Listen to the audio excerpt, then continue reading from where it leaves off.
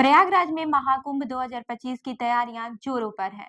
उत्तर प्रदेश ने महाकुंभ मेले के आयोजन के लिए डिजिटल तैयारियां भी की हैं, ताकि लाखों श्रद्धालुओं के लिए महाकुंभ मेले का अनुभव को यादगार बनाया जा सके। इस साल महाकुंभ मेले में करीब 45 करोड़ लोगों के आने का अनुमान लगाया गया है। इस विशाल मेले को देखने के लिए दुनिया के कई हिस्सों से लोग आते हैं। कुंभ मेला बहुसंख्यक हिंदुओं की आस्था का प्रतीक है।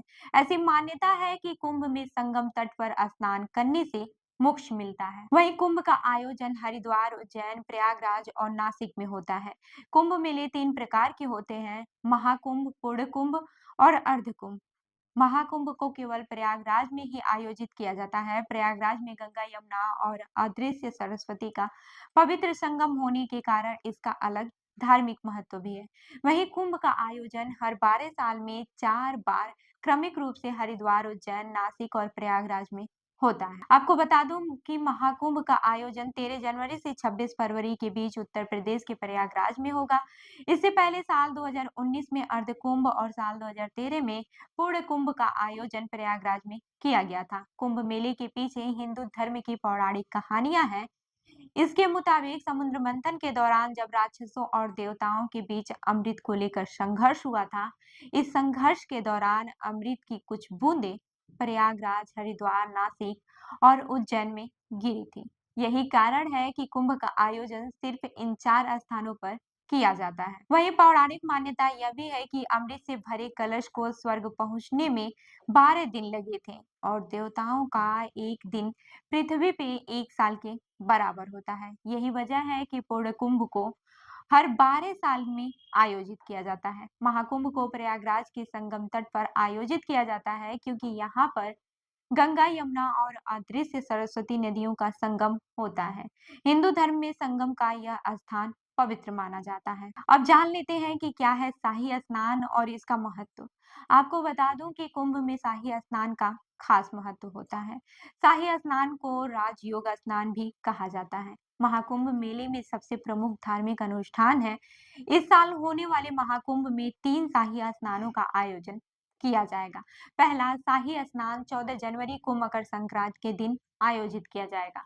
वहीं दूसरा शाही स्नान 29 जनवरी को मौनी अमावस्या के मौके पर और तीसरा शाही स्नान 3 फरवरी को बसंत पंचमी के दिन आयोजित किया जाएगा।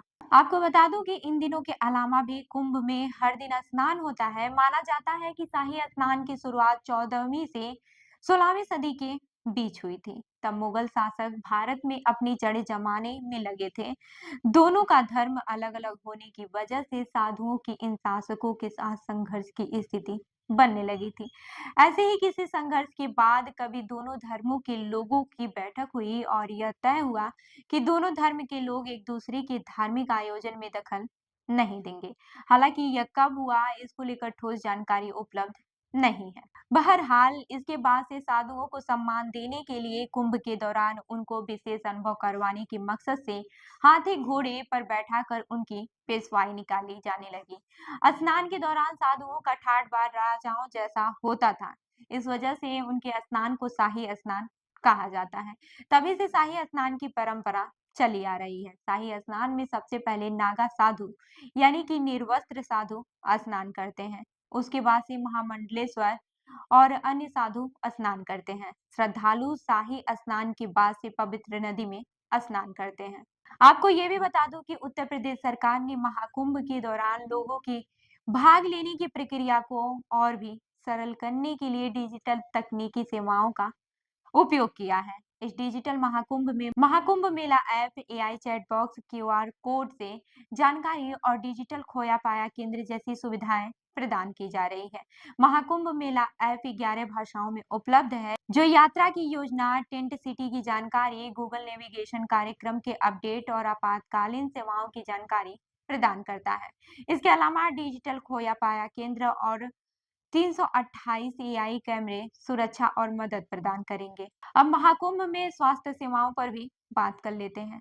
श्रद्धालुओं और साधु संतों के स्वास्थ्य की देखभाल के लिए पूरे मेला क्षेत्र में कई अस्पताल तैयार किए जा रहे हैं। इन अस्पतालों में डॉक्टरों की तैनाती की जा रही है।